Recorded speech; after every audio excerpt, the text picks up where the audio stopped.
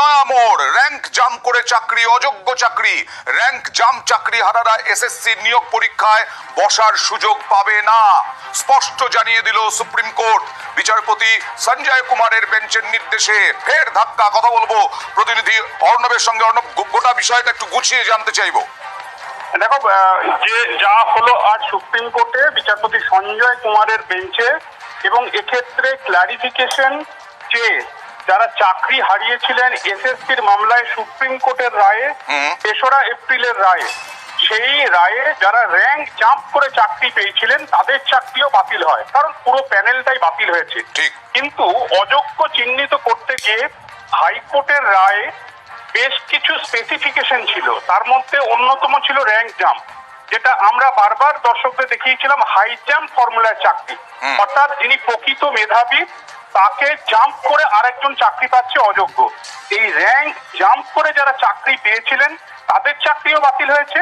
এই rank jump করে যারা চাকরি হারিয়েছেন তারা সুপ্রিম কোর্টে মুখ করেছিলেন বিচারপতি সঞ্জয় কুমারের বেঞ্চে, এবং সেখানে তাদের আইনজীবীরা বলেন যেহেতু তাদের ওএমআর রয়েছে, তাদের ওএমআর ম্যানিপুলেশন নয়, বা তারা অন্য কোনো অসৎ উপায়ে চাকরি পায়নি এবং তারা র্যাঙ্ক জাম্পের একটা শিকার, এক্ষেত্রে তারা এই নতুন যে রিক্রুটমেন্ট প্রক্রিয়া হবে, যেটা 31শে মের মধ্যে বিজ্ঞপ্তি দেওয়ার কথা এসএসসি, সেখানে তারা বসতে পারবেন কি পারবেন না এটা তারা জানতে চান।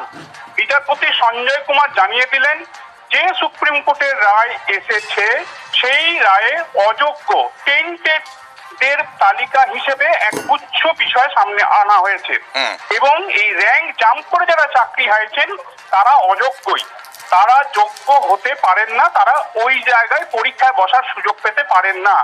এবং আরো একটি কথা সুপ্রিম কোর্টের বিচারপতি সঞ্জয় কুমার নির্দিষ্ট করে বলেন, অযোগ্য চাকরি মানে সেগুলো অযোগ্য চাকরি, তাদের পরীক্ষায় বসার কোনো সুযোগ নেই, এবং তারপরই এই আবেদনটি ডিসমিস করা হয়, অর্থাৎ বাতিল করে দেয় সুপ্রিম কোর্ট। এর অর্থ এই যারা আন্দোলন করছেন এসএসসির অনেকেই যারা রিভিউ পিটিশন বা এই ধরনের অ্যাপ্লিকেশনের মাধ্যমে সুপ্রিম কোর্ট থেকে কোনো একটা আশার আলো দেখতে চাইছিলেন, সেখানেও একটা বড়সড় ধাক্কা আজকে এলো। অযোগ্য মানে অযোগ্য। তাহলে কি অর্ণব, অযোগ্য মানে অযোগ্য, তার মানে এই যে 17,000 বলা হচ্ছিল যোগ্য কোট আনকোট, বাকি অযোগ্য কোট আনকোট, কিন্তু কেউই আর পরীক্ষায় বসতে পারবেন না। মানে চাকরি হারা যারা আন্দোলনকারী এই মুহূর্তে বিকাশ ভবনে গত 15ই মে থেকে আন্দোলন করছেন, তারা কেউই আর বসতে পারবেন না এই পরীক্ষায়।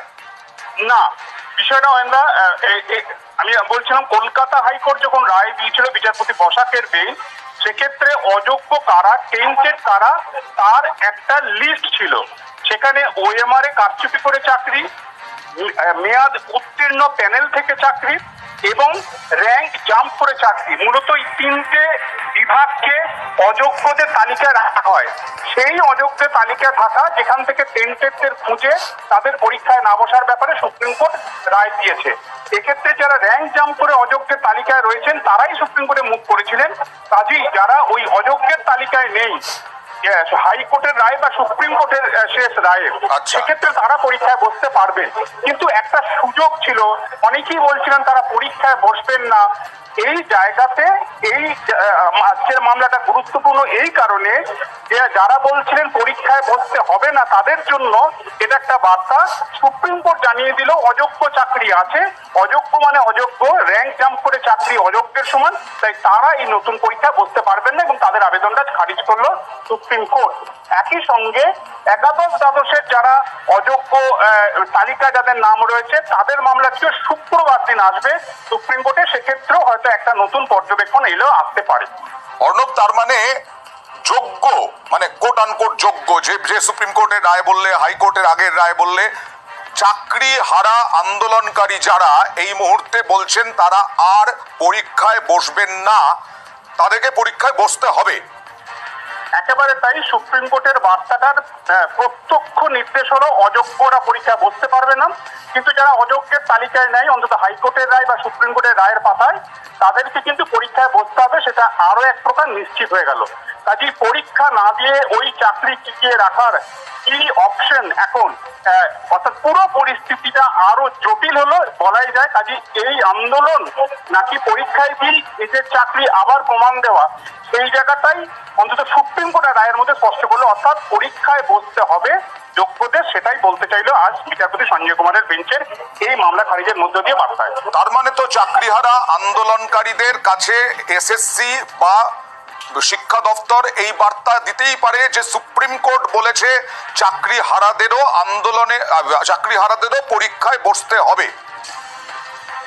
একেবারে তাই, 3 এপ্রিল সুপ্রিম কোর্টের রায় তাই বলা আছে, এবং বেশ কিছু রিভিউ পিটিশন হয়েছে সেই মামলার, যদিও এখনো শুনানি হয়নি, এবং সেই শুনানি পর্যন্ত অনেকেই আশা বুক বাঁধছেন। সঙ্গে তাক রাখছি তোমাকে, শিক্ষাকর্মীদের পক্ষ থেকে এসছে, এবার র্যাঙ্ক জাম যারা করেছে তারাও তো অবৈধভাবেই নিযুক্ত হয়েছে, তো তাদের তো পরীক্ষায় বসতে দেওয়া উচিত নয়, কারণ যে সাদা খাতা জমা দিয়েছে সে র্যাঙ্ক ওয়াইজ তো সে অনেকটাই নিচে।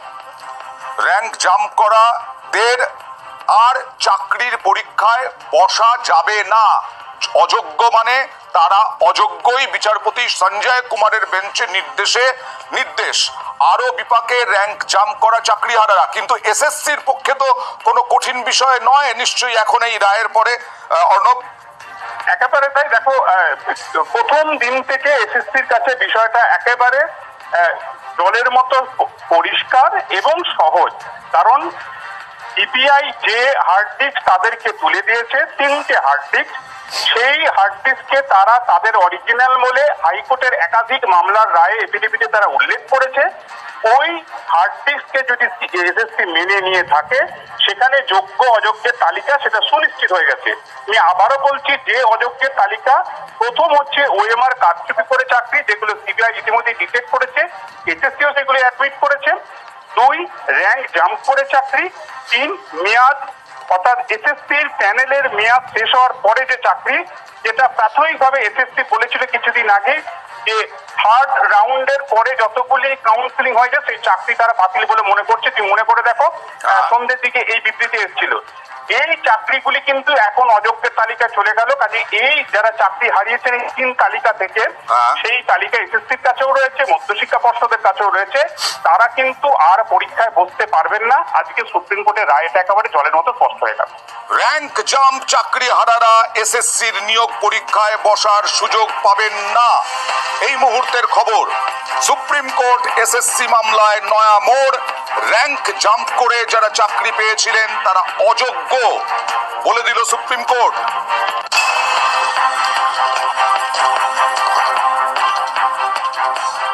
স্পষ্ট জানিয়ে দিল সুপ্রিম কোর্ট। এই মুহূর্তে যারা নিউজ 18 বাংলায় চোখ রেখেছেন তাদের জানাই, বিচারপতি সঞ্জয় কুমারের বেঞ্চের নির্দেশে এই র্যাঙ্ক জাম্প করা চাকরিহারারা ধাক্কা খেলেন, আবারও তারা পরীক্ষায় বসতে পারবেন না।